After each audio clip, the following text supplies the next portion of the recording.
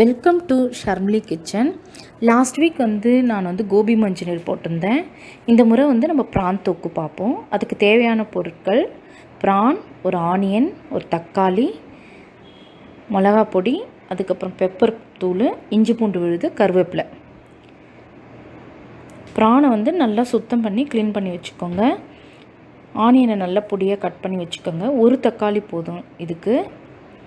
அதுக்கு தேவையான மற்ற இதையும் எடுத்து வச்சுக்கலாம். நான் மிளகாத்தூளோடு மஞ்சள் பொடியும் சேர்த்து வச்சுருக்கேன். பெப்பர் பொடியும் சீரக பொடியும் சேர்த்து வச்சுருக்கேன். இஞ்சி பூண்டு விழுது. இப்போ நம்ம எப்படி செய்யலாம் பார்க்கலாம் வாங்க. ஒரு பேனில் எண்ணெய் போட்டு சூடாக்குங்க. ஆயில் ஹீட் ஆன உடனே ஆனியனை போடணும். ஆனியனை போட்டு நல்லா வதக்கணும். வதக்கிட்டு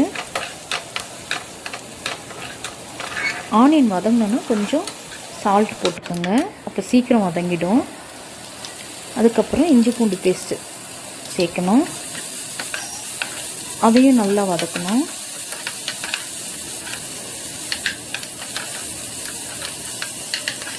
இஞ்சி பூண்டு பேஸ்ட் நல்லா வதங்கின பிறகு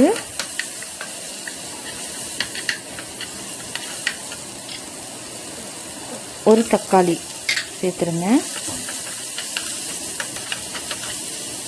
அந்த தக்காளி நல்லா குக் ஆகணும்.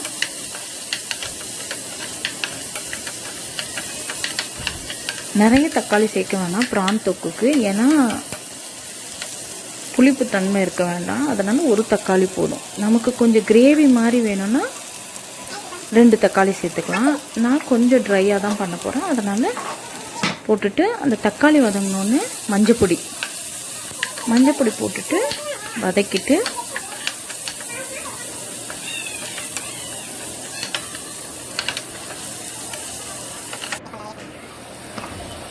அதுக்கப்புறம் மிளகாய்த்தூள் சேருங்க.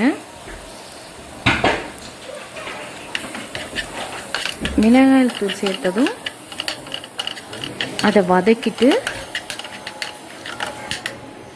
பச்சை வாசனை லைட்டாக போனோன்னு ப்ரானை எடுத்து அதில் கொட்டிடுங்க. ப்ரானை போட்டு வதக்கிற போது அதுலேருந்தே லைட்டாக தண்ணி விடும். அதனால் இப்போ தண்ணி சேர்க்க வேண்டாம். ஒரு 2-3 மினிட்ஸ் வதக்குங்க.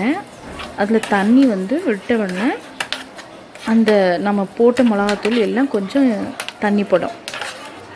அதுக்கு பிறகு கொஞ்சமாக இப்போ பாருங்கள், கொஞ்சம் ட்ரைனஸ் போய்ட்டு சால்ட் சேர்த்துட்டு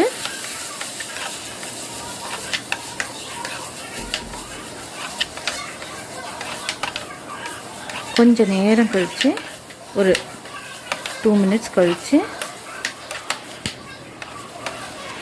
ரொம்ப தண்ணி விட வேணாம், கொஞ்சம் போல் அது வேகிறதுக்கு தேவையான அளவு தண்ணியை விட்டு மூடி போட்டு வச்சிடணும். நம்மளுடைய கருவேப்பிலை கொத்தமல்லி இருந்தால் இறக்கும் போது சேர்த்துக்கலாம். இப்போ தான் நான் தண்ணி விட போகிறேன்.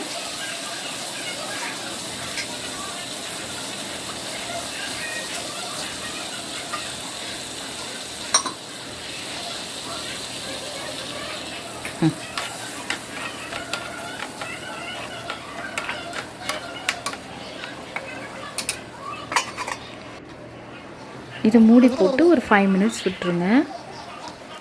அது குக் ஆகட்டும் நல்லா. 5 மினிட்ஸ் கழித்து நம்ம பார்ப்போம்.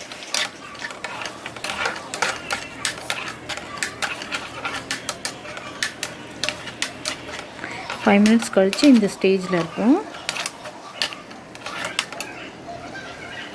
நமக்கு தேவைன்னா இப்படியே இறக்கிக்கலாம். இன்னும் கொஞ்சம் ட்ரை ஆகணுன்னா அதில் விடலாம். இறக்கும்போது லைட்டாக பெப்பர் தூளும் ஜீரா பவுடரும் சேர்த்து இறக்கணும்.